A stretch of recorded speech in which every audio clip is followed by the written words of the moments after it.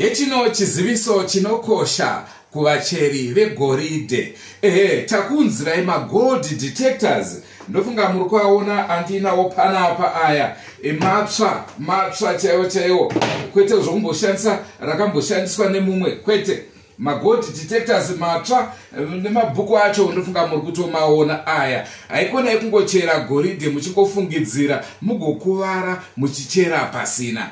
Iyi ndiyo mishina yamazuva inoita kuti uzoti goridhe randiri kutsvaga riri apa. Naizvozvo tibatei isu veDrumas Media tikutoreka tikusvitsei paanother level, nekuti kana makuwana goridhe obvious makukwanisa kusvika paanother level. Drumas Media taking you to another level. Tinokukwazisai muri yeZimbabwe kusangana kwatiri kuita nhasi iri rimwe zuva. Nhasi unorega itange ndaisa zvanzaka kunana mhofu yese ndinatezvara nhasi. Ombera mugwasha. Aiwa ndaisa zvanza zvangu pa. Zvonekwa. Vese vanachera uko. Munofana kuziva dai wakandiri kuremekedza. Labadina inamo urachera. Aya nhamo iripo. Nhamo iripo. Mamba pachera. Mukaona kazhinji kacho ndichiwanza kumaoko uku zvinoti homwe dzakatsva papa. Aiwa azonekwa mbwaja aiwa. Muri yeZimbabwe pachirongwa another level. Nhasi uno tine muimbi anonzi Derek Mpofu. Ndoziva kuti vazhinji munomuziva, asi tisati tatanga kutaura nezvake. Rangosvita ndinonzi Ebru Neshamba. Sekuva dzese muri yeZimbabwe tinokurudzirai kusubscribe kuDrumas Media. Drumas Media taking you to another level. Ngoma Derek tisati tatanga nhoroondo nemi, hurukuro nemi, imbotiroveraiwo kambo 1. Ndoda kukuchoda ndigo kuponda nemakora ndigo kutora nerubola. Panda ingoti wiu ndati wiu meri minasu baby ndakakama. Andaida kuti brati furu ndati you're beautiful baby ndakakama. Iyi mhofu yemukonye.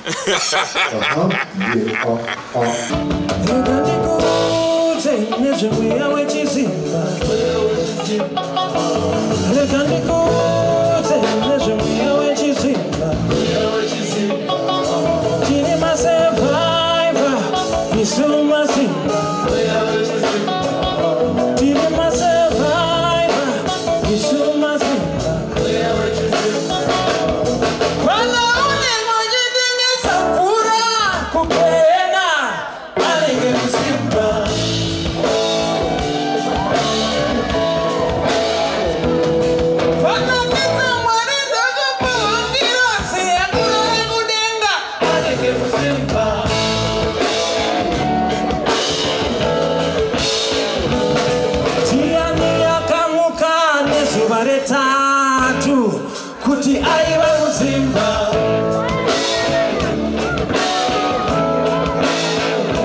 rega ndikuudze nezvemweya wechizimba rega ndikuudze nezvemweya wechizimba uri kuona mazimba tiri masavaiva isu kumazimba tiri masavaiva isu mazimba tiri main actor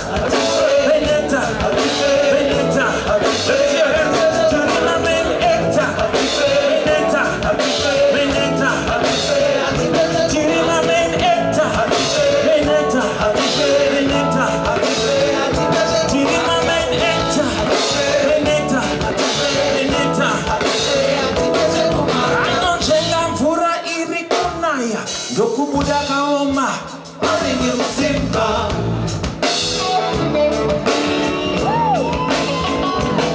kwanapuwa mvumo yekutengesa mastands kudenga anenge kusimba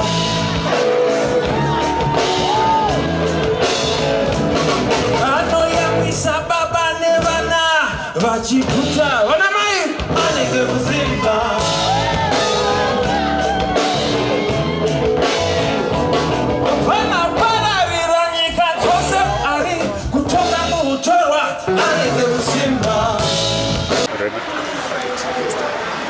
Chisikana changu Zimbabwe, vudzi rako nemadema samarasha ekuwange chisikana changu Zimbabwe. Let me tell you, east or west, north or south, kandikanganwe chisikana changu Zimbabwe. Yeah, chisikana changu Zimbabwe. Yes. Chimbo ichi makachirova gore ripi? Ndakachirova 2011, 2012. Chimbo chakandivhurira madoors akawanda. Because imo muna 2012 ndo pandakabva ndaita my very first international tour yokuenda kuSeychelles neMinistry of Tourism. It focused on the tourism and the beauty of Zimbabwe. So yakandivhurira madoors. Ndo gore randakabva ndaitwa futi green ambassador neMinistry of Environment, but yanga yakabata netourism. Varatanga kubata nenyaya dzenharaunda yedu. I think ndo madezi andakatanga kuziva kuti there is Derek. Yeah. I remember achisangana pashow patown house apo. Yeah. Saka ndiani anonzi Derek? Derek mupofu muimbi. Anotaura languages 4 nenyaya yekuti originally I'm Ndebele, but ndakakura ndikarirwa nemasamanyika kwaMutare. Baba wangu is a retired soldier, so vakadeploywa to work at 3 Brigade kumabarachika. So ndo ndakazvarirwa ndikakurira, but I never lost touch with my roots to Plumtree. So every holiday taienda ku Plumtree netrain. Trains ainyatsoufamba zvakanaka nguva iyoyo. Tichinoona vana mbuya nanasekuru to keep in touch with our roots. Yeah. Kure zvakadini kwana Solomon Schools? No, titori padhuze nepadhuze. Chester titori naye neZuro nanaMono Mukundu tatiri ku Legends Night. Tichi supporta Vadiga. So Chase Schools was there. We know each other from Plumtree.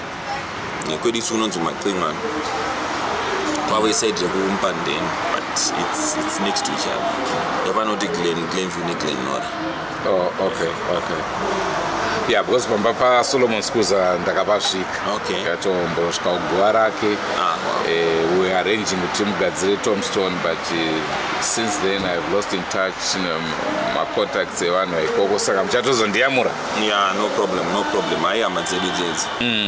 Tinoriita kana zati. Aiwa, pakanaka. Kana tichiwana rutsigiro rwakadaro zvinokudza. But I was wondering why my Tombstone edu vanhu ati much needs kuisa. Pesi panoti padaita Tombstone ina remember vene hama dzedu. Panongotanga ngonetsana nekuti. Hairaki. Semusana kudza nhingi sei, but tikuda kungoitira munhu. Nekuti isusu patakaendawo vaitotaura kuti kana vanhu veSouth Africa vasati vauya tisati tagara meeting mbomisai Tombstone.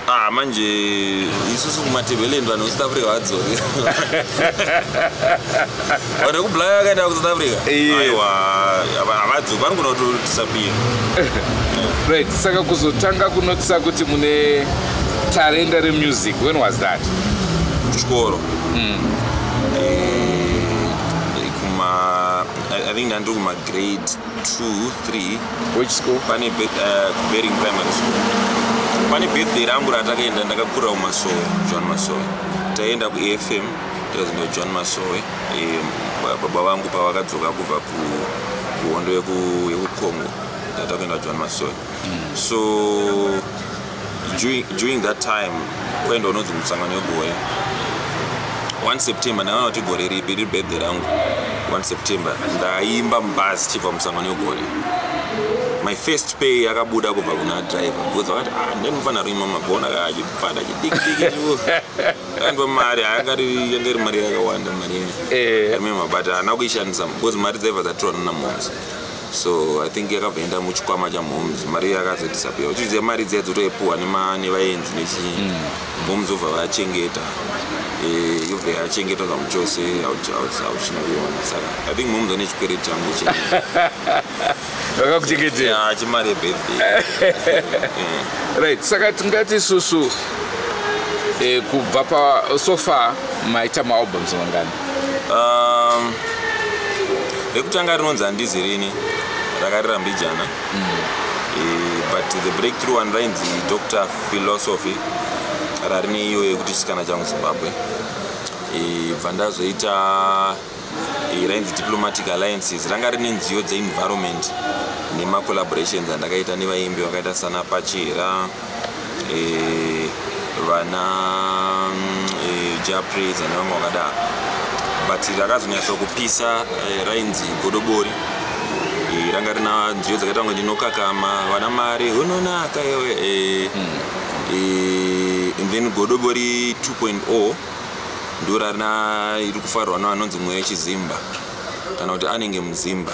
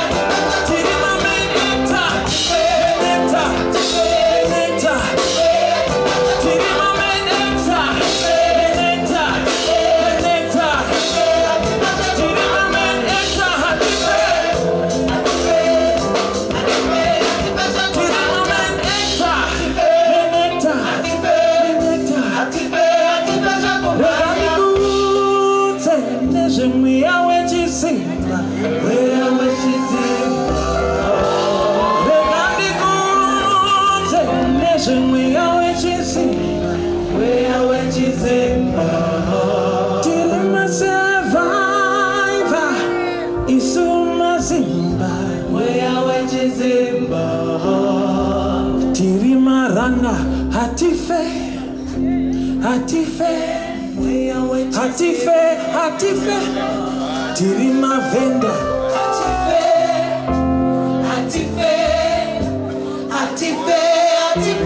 Dati Tirima Windy.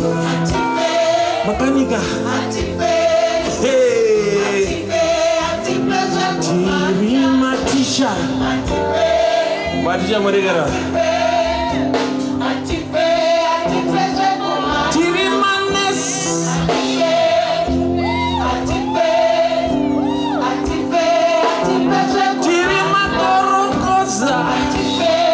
My boutique, my doctor, Tirima manager,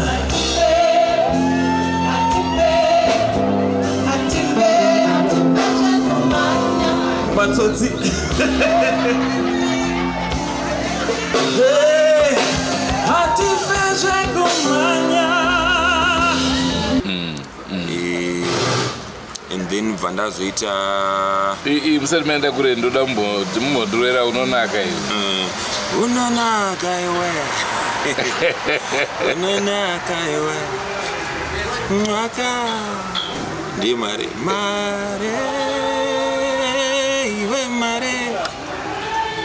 iwe mare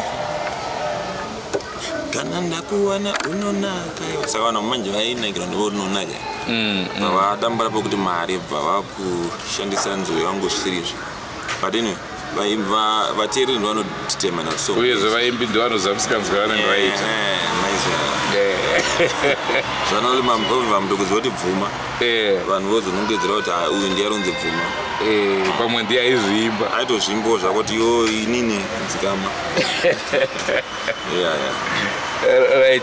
Saka pamataura unonaka pamaita api masongs pamberi? Vandaita ndinokakama. Ndakaita ine video na Madam Boss. I think that's my most popular song to date. In the highest views on YouTube. Vandaita wana Ancestor nana Lorraine Buyo. And then there's a phase ndakapinda ndeda ngosumuza vechidiki, so ndakaita imwe inonzi Kwesu na Titi. My Titi. We did it's very popular on YouTube and also amongst kids. My projects are like in the environment, tourism, health. But it's shongora hongu mataura kuti vateereri vane conclusion kavanozopa, but tichingotarisa your style of music inenge ine misikanzwa mukati ne. Yeah, I mean maZimbabweans zvakatona silent killer. Ukaimba kuti mwana wangu kura zvakanaka chingeta vabereki vatu havateereri. But ukaita song yekuti unokanda kanga kamusikanzwa mbijana. By nature ndo zvinotinakidza. Unotoona zvinhu zvinotrenda, it's mostly scandal. So you just throw you make it fun, innocent, and you just throw it in a bit kuti vaone kuti inonzi hook yekuti vateere chirawo chekuti vaya vazoteerera song. Like vanhu vakateera kuti mari inonakawo vanoifarira for a different reason, kuti it's a very poetic song, but chakavadhonza was just the part yekuti ungotanga uchiti unonaka. So I like throwing in humor, my allegories, and also to my insinuations in my songs.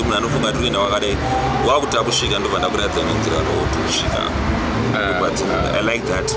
I've done it with environmental songs. Panning on the World Doctor, Yekuti inotanga ichiti magera nyika zuda nendevu dzese netsiye dzese nehapwa dzese uswa nemiti zvapera mumasango ndavhunza vakuru istaira rudziko iyi ndondati zvanzi inonzi desert. Why is it? So munhu angaita ati magera nyika zuda adzika akundevhu akuhapwa akuda kuenda kupi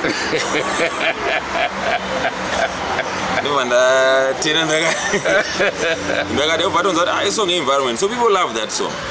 You know, it's not vulgarity, it's art. Let me sing you a love song, a love song, a love song, a love song. Chisikana changu. Let me sing you a love song, a love song. Baby, you come there. A love song. Ananzi chisikana.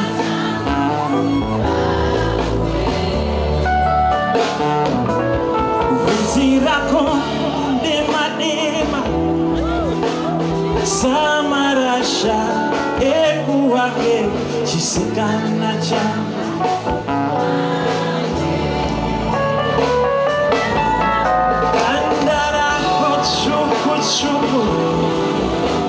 Sekoritere kukadoma chisikana changu.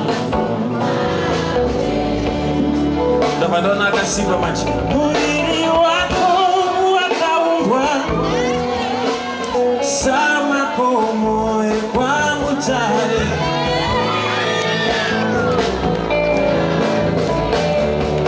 Ndona kusekerera mazino wako machena chena.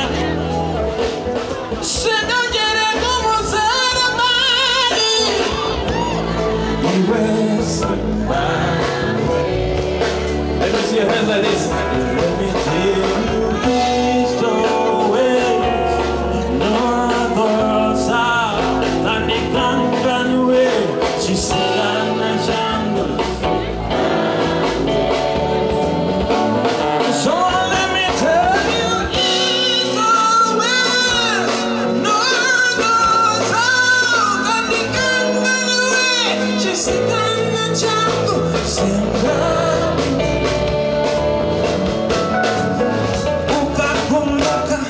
Misodi yako inoyerera serisi zambezi iwe Zimbabwe Can you scream nyimbo kwanza hii?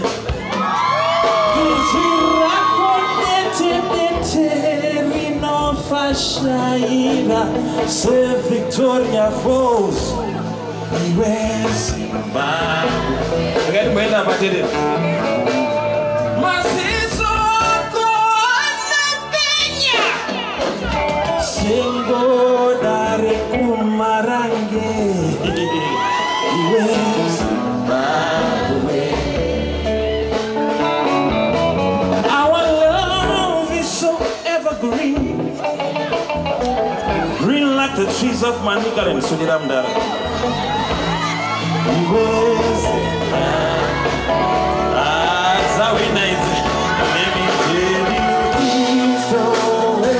Song yakafanana ni kusiwa wakaita munhu kuti Adam achisikwa Mwari wakatora ivhu vanikamutuka wakaita ni time. And then but vachisika ivhu vamutora kambavu vatomusika. So every song ine unhu wayo. Chisikana changu Zimbabwe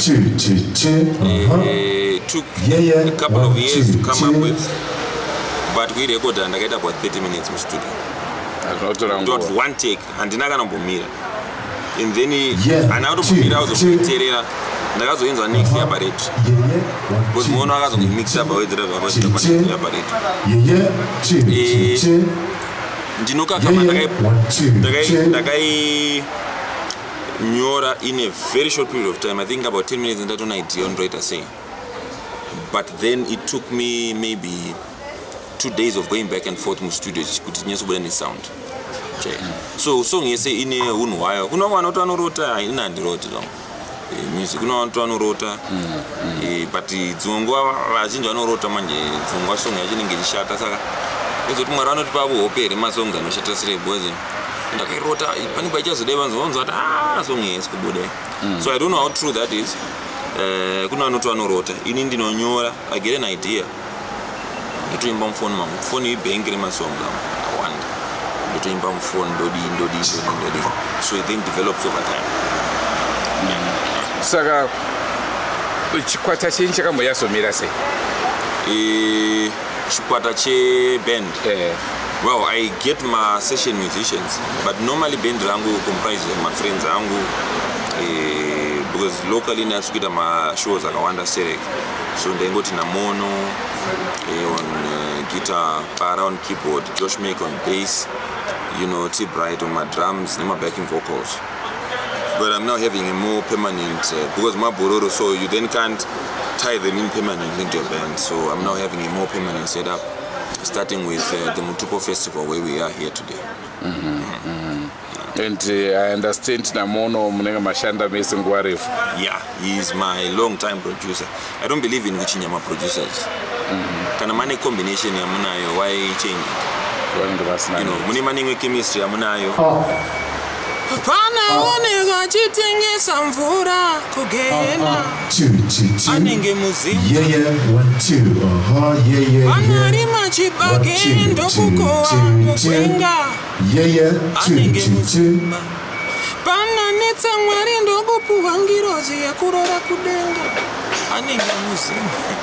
So it's a story about resilience. Kushinga kwa mazimba. Yeah. But we will hustle our way out of any situation. Okay, I'm doing it. But on any new time, let me find. So somehow you find a Zimbabwean. I need mvura. You think it's again. That's us. We come out of any situation. We are so innovative. We, you know. But you mkaka inoanika kwesi. Yeah,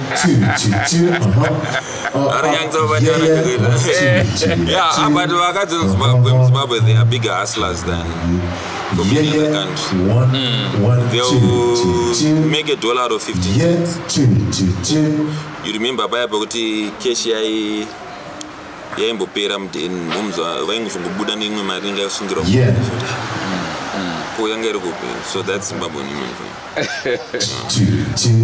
I want to know Pakutenda Lingua Yamatipa. Yeah. Thank you. It's an honor. You're a legend yourself, Gamdara. History and new broadcasting. So it's good to also see you growing your own product as Drumas and ndona moya pana pane ontology yafana. So it shows good you also you have continuity muku share nuggets in the upcoming generation. Tinopira dorombawa tichifara zvedumbawa kumba mai vanopopota regai ndinosera mbawa.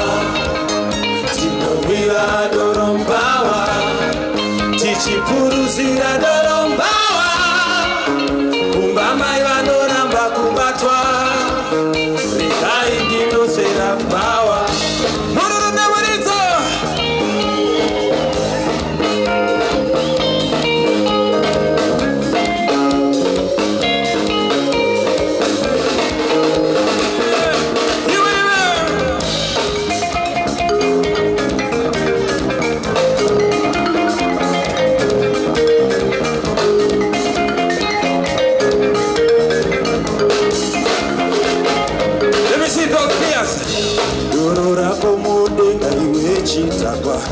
Dorora komude ngaiwe chitaka 7 days mude ngaiwe chitaka 7 days mude ngaiwe Rabona doro chete lagara komude ngaiwe chitaka biara komude ngaiwe chitaka saidara komude ngaiwe chitaka laga oi murutike upawa muno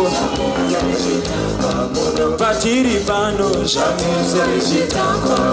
vatiri pano, vatiri pano, mafaro chete, vatiri pano, tarisa uko, tarisa uko, roe murutiko.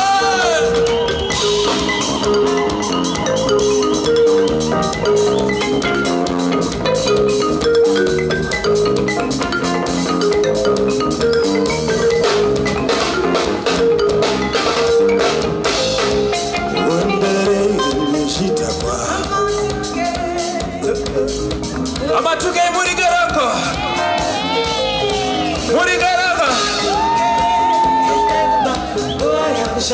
Inza isara noska now Amatuke endai kumba nguva yakushata Kariji Amatuke endai kumba nguva yakushata Atidi Amatuke endai kumba nguva yakushata Mapocha rigeroko Amatuke endai kumba nguva yakushata Inza igaskana Mapocha rigeroko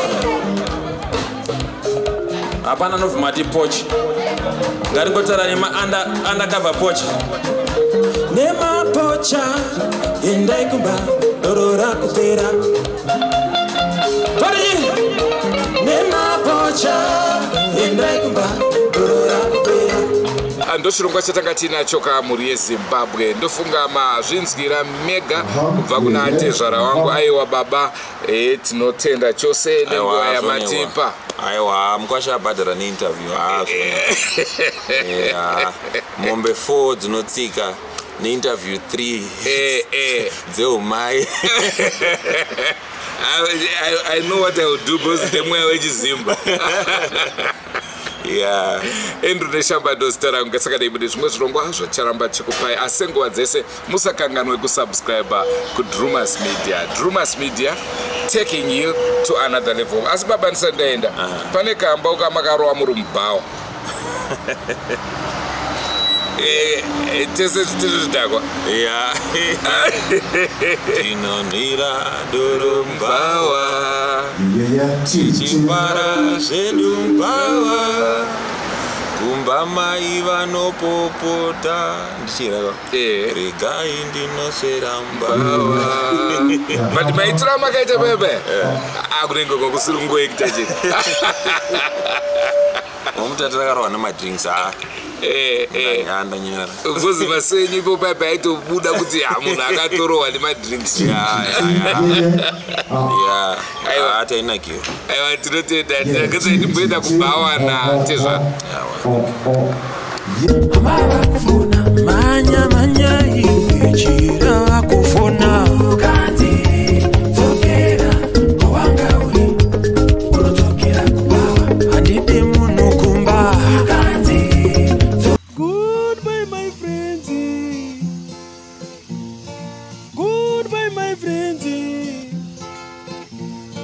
wakamboonana tichazoonana nerimwe zuva hama dzangu.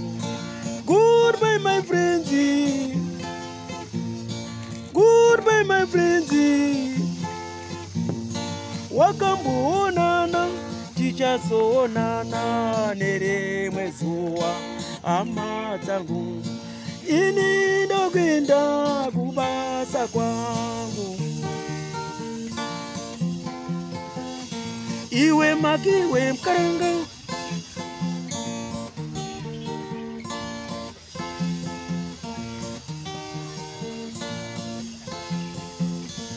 Iwe makiwe mkaranga,